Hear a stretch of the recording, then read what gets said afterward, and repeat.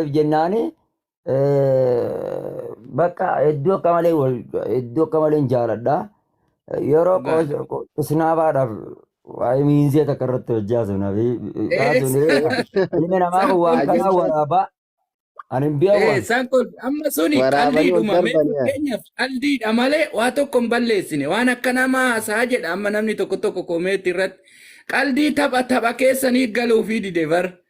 Maannu gidduu godha namni jechuun amma yeroo sanitti tapha jirtan malee isidi beekamaadha nama san hunda irratti taphaaf akkas jettan akka namni kolfuuf isaan immoo fuudhaniituma waan hin taanetti jijjiiratanii jechuudha. Kanaaf inshaallah isinillee bakka akkasii sanitti namni ammaa beektanii takka hoo jedhe lama godha. Wallaahi ergasii amanuu dadhabeetan dhiise anuu.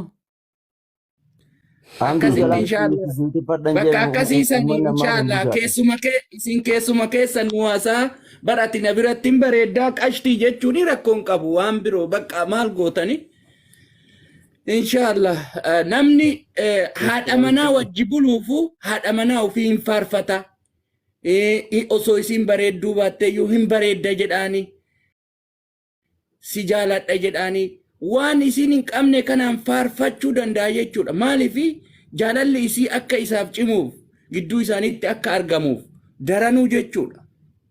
Kanaaf haadha manaa ofii faarfachuun badooma hin qabu. Dubartillee abbaa manaa ofiitiin si jaaladha jechuun si jaaladha jechuun maal jaalaluma dabala malee waa biroo miti bara obboleeyyan. Sanuma asirratti maa haasoftanii jedha namni tokko tokko. Inshaallah isinillee waan tokko tokko keessumaan isinumaaf isin qofti haasaati inshaallah waa hundallee inshaallah namni amma gartanii nama sharafaa miidiyaan kun beeytanii akkasitti jajjabaadha inshaallah waa tokko wanti balleessitan hin jiru inshaallah. Osoo addunyaan tun guutuu irratti waa wal maratte way silaa gaafa miyyoon tun silaa akka isaaniitiin silaa way miyyoo tana walla an jabeenya miyyoo tanaatiif na jaalachuu miyyoo tanaa yookaan an jaaladhuu miyyoo tanaarra gaafa keratti gertee sooshaal miidiyaan nurratti duulte takka hin beeytan datte fakkaattanii dheenaan jechuudha.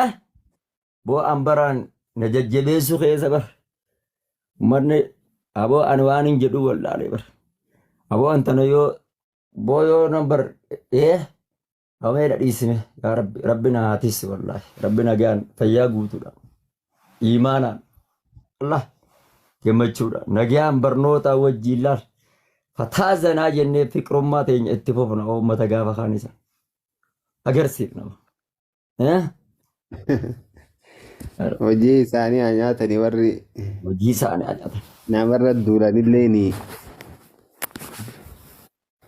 Wallahi garuu ani jechuun dhagaye malee waan jalqabaa sanillee hin dhageenye oduu tokko takka xiqqoon dhagaye inshaallah khayri maafi garuu namni muuminaa tokko waa hunda irratti obsuudha qaba jecha fedhe namni yoo namaan jedhe waa tokko naman eedaatu naman hir'istuu jechuudha. Bakka ofii jannuma ofii jabeeffachuudha malee ilmi namaatu. Ummanni laala Ustaad Abu Hamza ummanni way jechi malee ummanni jaalala bar hin beeku bar ummanni jaalala shahawaa san beekan malee dubartiin jaalala akkasii san hin feetu ummanni jaalala bar kitaab bar ummata kana yoo jaalala barsiifne malee kottaa jaalala yoo barattan sheekan jala baradha kitaaba fudhaadha qalamaa fi daftara fudhaadha. Akkasii baraan koomintii barreesse ijoolleen durbaa ganaa heerumuu darasaa malee sheeka malee hin heerumne. Wallahi dubartii dhiira yeroo hunda waa'uma fedhii itti haasawutu hin feetu wallahi dubartiin dhugaa rabbi haasawuma kana amma dubartiin gare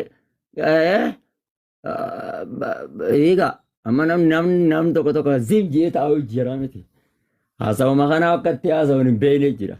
Kottaa kitaaba amma ganan isin barsiisu ta'a isaa isin kutaa tokkoffaa jeetan eegala wallaahi summa wallaahi akkaataa itti jaalalama haadha mana keetitti ibsatu akkaataa itti ishii wajji haasawu akkaataa itti ishii wajji yaa salaam dhugaa barsiisa dhugaa rabbi wallaahi warri shari'aan dabrin malee galmaa kottaa baradha amma hin barsiisama kunoo kitaaba hin qabaa bar alaaqaatu jedhanii kitaabni tokko hariiroo jaarsa fi jaartii jidduu jirtu jedhee achi booda Kagaaf duru irratti walitti dhufan ni beektaa miti jaalala. أسعد Hadaa زوج duru في irratti walitti العالم dhufan san. فاتجرا Yee أسعد زوج في العالم akkana laal. Dhugaa Mm. dubbachuudhaaf namni gaafa waliin fuudhin akka malee akka qashtiitiyya gombootiyya waliin jedha gaafa wal fuudhee wal bira gahe yeroo Anatti ammaa kana fite maaliif hiikkan baay'ate Abu jaalala Hamza durgisoo osoo walitti hin dhufin sanee dubbatu gaafa wal bira gahe baadoodha hin jiru bakka isilleen si jaaladhas hin jettuun inni si jaaladhas hin jedhuun waliin jabeessan waliifuu kalaaman dhagaan kanatu yeroo ammaa kana mee ilaala bakka hunda waliikka talaaqa maaltu jira tuktuki kanarra she'anawaariin Anatti kanuma fite hammatan dhukkubsine maaliif Wal bulookan. jaalala jabeessuu diddan waliin jaalattanii obboleeyyan kanaaf inshaallah haati manaatii fi abbaan manaa bar namni isaan walirra aanu hin jiru jechuu haati manaatii fi abbaan manaa qaama tokko jechuudha qaama abbaa manaatii fi haati manaa tokko jechuudha rabbitu gartanii tokko jedhee yaame isiin uffata keeti inni uffata isiiti jedhee quraana keessatti rabbiin dubbate hunna libaasun lakum أحل لكم ليلة الصيام الرفث إلى نسائكم هن لباس لكم وأنتم لباس لهن علم الله أنكم كنتم تختانون أنفسكم فتاب عليكم وعفى عنكم فالآن باشروهن وابتغوا ما كتب الله لكم وكلوا